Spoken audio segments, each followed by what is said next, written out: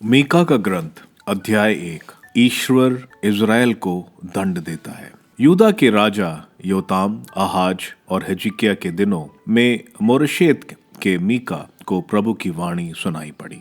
उसके दर्शन समरिया और यरूशलेम के विषय में है। समरिया का विचार, लोगों तुम सब सुनो, पृथ्वी के सब निवासियों कान दो। प्रभु ईश्वर तुम्हारे विरुद्ध साक्ष्य देने के लिए अपने पवित्र मंदिर से प्रस्थान करने वाला है। देखो, प्रभु अपने स्थान से उतर रहा है। वह पर्वत शिखरों पर कदम रखेगा। उसके गुजरने से पर्वत उसी तरह पिघलते हैं जिस तरह आग के सामने मोम गलती है, और घाटियां में वैसे ही दरारें पड़ रही हैं जैसे जलप्रपात का पानी ढाल को काटता है। यह सब याकूब के अपराध और इज़राइल के पापों के कारण ही हुआ। याकूब का अपराध क्या है? क्या वह समरिया नहीं है? यूदा के घरानों का पाप क्या है? क्या वह यरूशलेम नहीं है? अतः मैं समरिया को खुले मैदान में मलबे के ढेर जैसा बना दूंगा। उसे दाखबारी लगाने योग्य स्थान बना दूंगा। मैं उसके पत्थरों को घाटी में ढा दूंगा। उसकी नींवों तक दिखने लगेंगी। उसकी सारी देव मूर्तियां टुकड़े टुकड़े कर दी जाएंगी। उसकी वेश्यावृत्ति की सारी कमाई आग में भस्म हो जाएगी। उसकी सब देव प्रतिमाएं चूर चूर हो जाएंगी। वे तो वेश्याओं की कमाई से एकत्रित की गई थीं। वे हराम की कमाई बनी रहेंगी। निम्न भूमि के नगरों के लिए विलाप गीत। इसलिए मैं शोक मना रहा हूँ और विलाप कर रहा हूँ।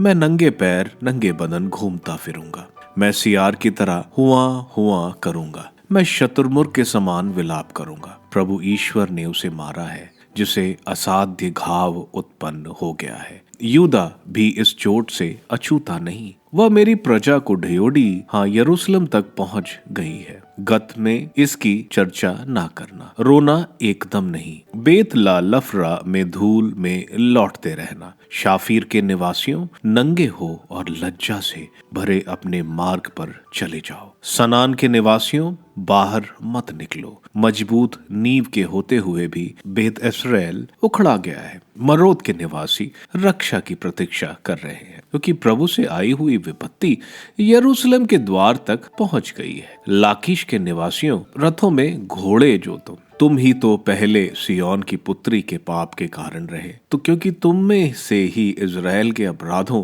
की शुरुआत हुई, इसलिए तुम मरोशत गत को दहेज देकर विदा करो। इज़राइल के राजाओं को अकजीब के घरों से धोखा होगा। मारेशा के निवासियों, मैं तुम्हारे ऊपर फिर विजेता भेज दूंगा। अदलाम से इज़राइल की शक्ति सदा तक जाती रहेगी। अपने प्रिय पुत्रों के लिए अपने सिर गिद्ध की तरह मुड़वा लो, क्योंकि उनको देश निकाले का दंड मिला है।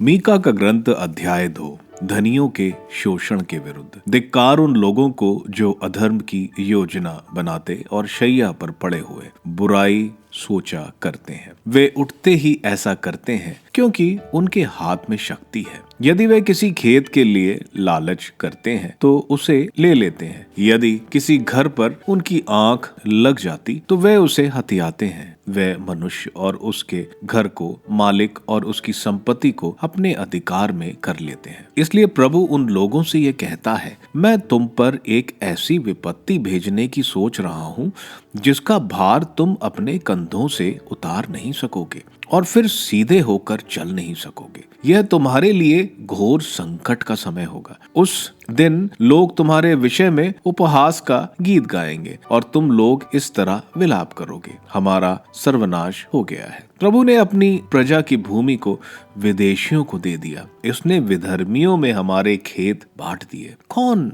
हमें हमारे खेत लौटा सकेगा? तब कोई नहीं होगा जो चिट्ठी डालकर तुम्हें प्रभु की सभा में विरासत दिलाएगा। नबी अशुभ होने का दोषारोपण। मत बको, वे बकते हैं, इस तरह मत बको, हमें शर्मिंदा नहीं होना पड़ेगा। याकूब के घराने, क्या यह कहा जा सकता है, क्या प्रभु अपनी सहन शक्ति खो बैठा है? क्या वह इस प्रकार कार्य करता है? क्या उसके शब्द इज़राइल के प्रति दयापूर्ण नहीं है? किंतु तुम तो शत्रु जैसे मेरे लोगों का विरोध करते हो। तुम निर्दोष लोगों की चादर लूटते हो और जो सुख शांति में रहते हैं तुम उन पर घावा बोल देते हो। तुम मेरे लोगों की स्त्रियों को उनके प्रिय घरों से भगा देते हो और उनके बच्चों को बंदी बनाकर उनसे यह स्वतंत्रता छीन लेते हो जिसे मैंने स्वयं उनको प्रदान किया था। हटो, भाग जाओ, अब यह रहने की जगह नहीं रह गई। तुम थोड़े से रुपए के लिए मूल्यवान वस्तु रहन रखते हो। इस प्रकार के लोगों के लिए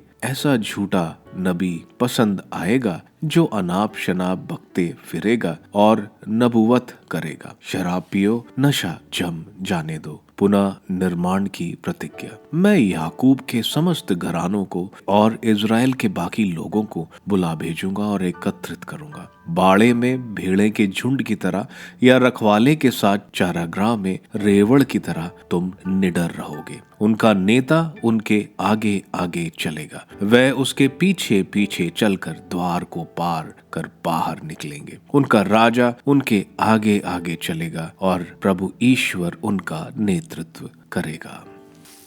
मीका का ग्रंथ अध्याय 3, अत्याचारियों के विरुद्ध। तब मैंने कहा, याकूब के घरानों के मुखियाओं, इज़राइल के शासकों, सुनो, तुम्हारा कर्तव्य तो न्याय करना है, किंतु तुमको भलाई से घृणा और बुराई से प्रेम है। तुम मेरे लोगों की खाल खींचते हो और उनकी हड्डियों से उनका मांस नोच लेते हो। तुम मेरी प्रजा का मांस खाते हो, उनकी चमड़ी उधेड़ लेते हो, उनकी हड्डियां पीस देते हो और हड्डी के गोश्त की तरह उनके शरीर की बोटी बोटी काट देते हो। यह सब करने पर भी वह प्रभु की दुहाई देंगे, परंतु वह उनकी नहीं सुनेगा, बल्कि उनके कुकर्मों के कारण वह उनसे मुंह मोड़ लेगा। झूठे नबियों के विरुद्ध। उन नबियों के लिए यह प्रभु की वाणी है जो मेरी प्रजा को पथभ्रष्ट करते हैं। जब तक उनके पेट भरे रहते हैं तब तक वे कल्याण कल्याण बकते हैं, किंतु भोजन नहीं मिलने पर युद्ध होगा कि नबूवत करते हैं। अतः तुम्हारी आंखों के सामने अंधेरा छा जाएगा जिससे तुम अब दृश्य नहीं देखोगे, न इस अंधेरी रात में शकुन विचार सकोगे। नबियों के लिए सूर्यास्त हो गया और दिन में भी उन पर अंधेरा छा जाएगा।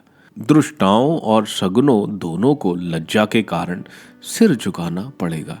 ईश्वर की ओर से कोई उत्तर नहीं मिलने पर वे लज्जा से अपने मुंह पर मोहर लगाए रहेंगे। किंतु मुझे तो अधिकार प्राप्त है, मुझ में ईश्वर का सामर्थ्य, न्याय और बल भरपूर है कि मैं याकूब को उसके पापों से, इज़राइल को उसके अपराधों से आगाह करूं। सियोन के विनाश की भविष्यवाणी। याकूब के घरानों के मुखियाओं, इज़राइल के शासकों, सुनो, तुमको न्याय से घृणा है, तुम साम्य को उलट देते हो। तुम रक्तपात द्वारा सियोन का और अन्याय द्वारा यरूशलेम का निर्माण करते हो। उसके मुखिया घूस लेकर निर्णय देते हैं, याजक पैसे लेकर ही शिक्षा देते हैं, उसके नबी धन मांगकर ही शकुन विचारते हैं।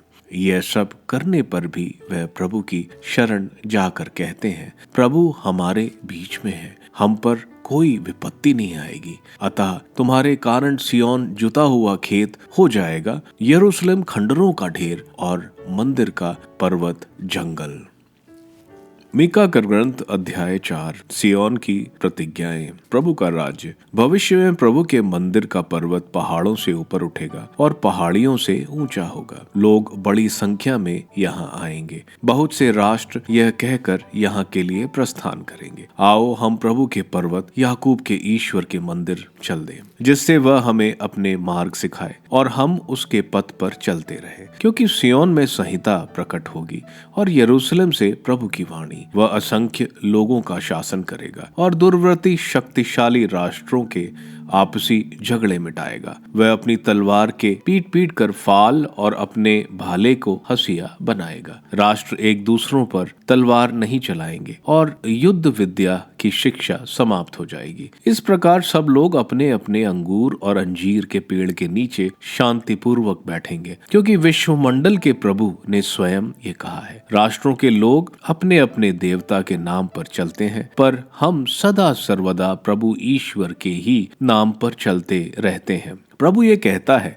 उस दिन मैं लंगड़े लूलों को इकट्ठा करूंगा और बुखरे हुए को एकत्रित करूंगा, तथा उनको भी जिन्हें मैंने दंड दिया था। जीवित बच गए लंगड़े लूले और निर्वासितों में से मैं शक्तिशाली राष्ट्र बनाऊंगा, और उस समय से आगे और अनंत काल तक सिय्योन पर्वत पर से प्रभु ईश्वर उन पर शासन करता रहेगा। गल्ला बुर्ज, सिय्योन पुत्री की पहाड़ी, तुझको तेरे प्राचीन प्रभुसत्ता लौटा दी जाएगी, और यरूशलेम पुत्री को उसका राज अधिकार भी। यरूशलेम नगरी, तू क्यों चिल्लाती है? क्या तेरे यहाँ कोई राजा नहीं? क्या तेरा कोई मंत्री नहीं कि तू प्रसव पीड़ा में गर्भवती स्त्री की तरह तड़प रही है? सिय्योन पुत्री, प्रसूता स्त्री के समान छटपटा और करा ले। तुझे अब नगर छोड़कर भागना और बेघर रहना पड़ेगा। पहले तुझे बाबुल जाना पड़ेगा, वहां से प्रभु तुझे छुड़ाएंगे और तेरे शत्रुओं के चुंगल से तेरा उद्धार करेंगे। अभी अनेक राष्ट्र तेरे विरुद्ध तैनात हैं। वे कहते हैं, इसे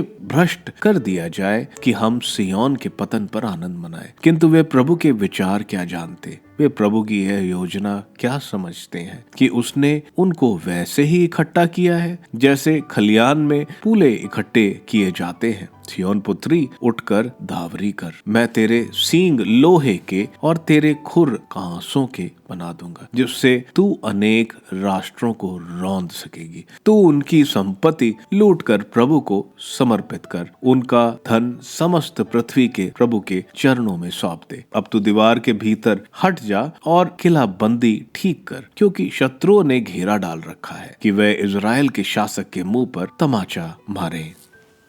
मीका का ग्रंथ अध्याय 5।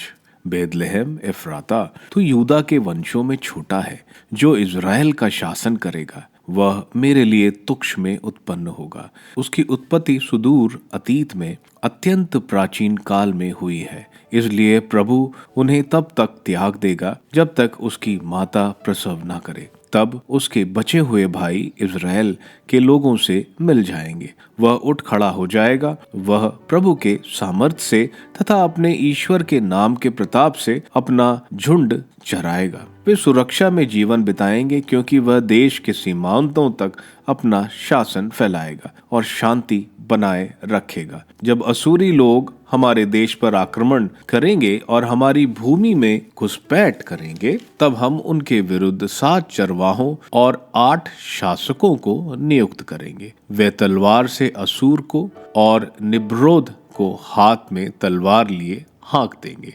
अतः जब असुर वाले हमारे देश पर आक्रमण करेंगे और हमारी सीमाओं को पार कर हमारी भूमि में घुसेंगे, तब वे ही हमारा उद्धार करेंगे। जीवित बच गए याकूब वंशी राष्ट्रों के बीच वैसे ही विद्यमान होंगे जैसे प्रभु ईश्वर से उतरे हुए ओस कण अथवा घास को सींचती वर्षा, जिनको ना मनुष्यों की आज्ञा आवश्यक है, ना मनुष्यों से पुरस्कार की अपेक्षा रहती है। जीवित बच गए याकूब वंशी राष्ट्रों के बीच वैसे ही विद्यमान होंगे जैसे जंगली जानवरों के बीच सिंह या रेवड़ में शिकार खेलते सिंह का शासक, जो मन माने ढंग से भेड़ों को कुशलता और चीर फाड़ डालता है।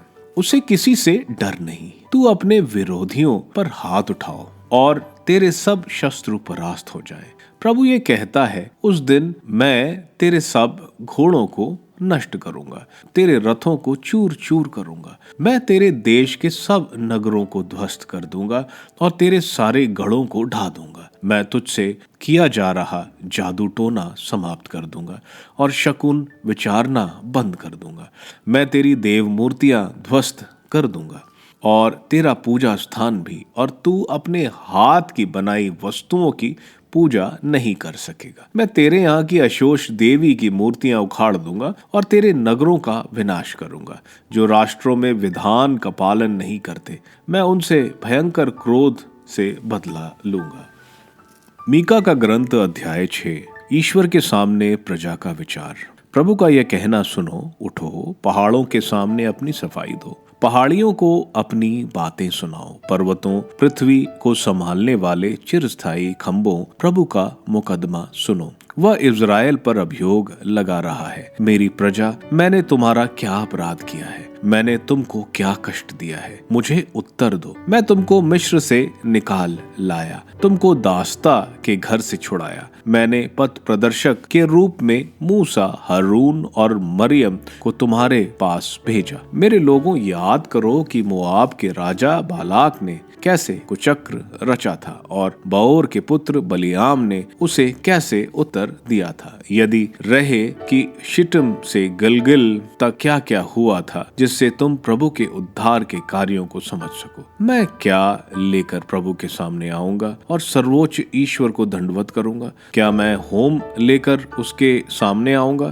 अथवा 1 वर्ष के बछड़े को? क्या ईश्वर हजारों मेढ़ों से प्रसन्न होगा अथवा तेल की कोटि कोटि धाराओं से? क्या मैं अपने अपराध के प्रायश्चित पूर्ण अपने पहलेटे को अपने पाप के बदले में अपने शरीर के फल को अर्पित करूंगा? मनुष्य, तुमको बताया गया है कि उचित क्या है और प्रभु तुमसे क्या चाहता है। यह इतना ही है, न्यायपूर्ण व्यवहार, कोमल भक्ति और ईश्वर के सामने विनय पूर्ण आचरण। प्रभु ईश्वर की वाणी यह नगर का संबोधन कर रहा है। प्रभु के नाम का आदर करना हितकार है। यूदा के वंश और नगर की परिषद के सदस्यों, सुनो। क्या मैं नाप जोख में छल कपट सहन करूंगा अथवा खोटे भक्तोरों से घृणा न करूं? क्या मैं उस व्यक्ति को बिना दंड के ही छोड़ दूंगा जो खोटे तराजू का प्रयोग करता है और अपनी थैली में खोटे बाट रखता है? तेरे धनवान लोगों में हिंसा वृत्ति भरी है। तेरे निवासी झूठ पर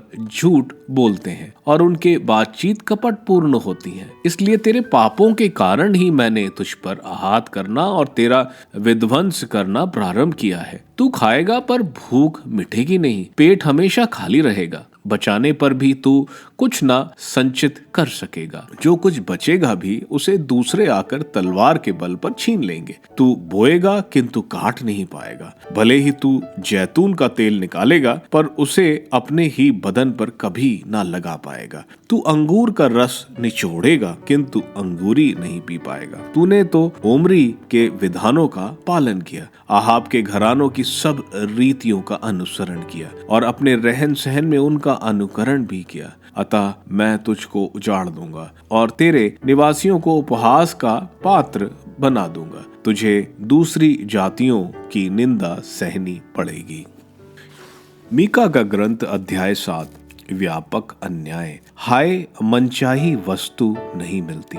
गर्मी के दिन बीत गए हैं तो मैं फल तोड़ने गया पर मैंने पाया कुछ नहीं। अंगूर की फसल बटोरी गई और गिरे हुए फलों को बीनना भी समाप्त हो गया। तो मैं बेकार ही अंगूर तोड़ने गया और ना मुझे अंजीर ही मिला जिसके लिए मैं ललचा रहा था। वैसे ही पृथ्वी स्थल पर से धर्मियों का लोप हो गया है। ना मनुष्य जाति में कोई सच्चा भक्त रह गया। सब लोग खून करने के लिए घात लगाए रहते हैं या अपने भाई को गिराने के लिए जाल बिछाए रहते हैं। वे दुष्कर्म करने में निपुण हैं। शासक और न्यायाधीश घूसखोर हैं। शक्तिशाली लोग मनमानी करते हैं। इन सब में 60 गांठ है। जो अच्छे हैं वे भी झाड़ जंकाड़ की तरह निहित स्वार्थ में उलझे हुए हैं। जो धर्मी है वे भी कांटेदार बाण की तरह ढकोसले से गिरे हैं। उनके दंड का दिन निश्चित है। वह उत्तर की ओर से आएगा। उनके लिए वह लज्जा और आतंक का समय होगा। अपने पड़ोसी का भी विश्वास मत करो। अपने मित्र पर भी भरोसा मत रखो। अपनी प्रिय पत्नी से भी बोलने में सावधान रहो। पुत्र तो अपने पिता को तुच्छ मानता है। पुत्री माँ का और बहू सास का विरोध करती है। मनुष्य के घर वाले ही उसके शत्रु बन गए हैं। मैं प्रभु की राह देखता रहूंगा। मैं अपने मुक्तिदाता पर भरोसा रखूंगा।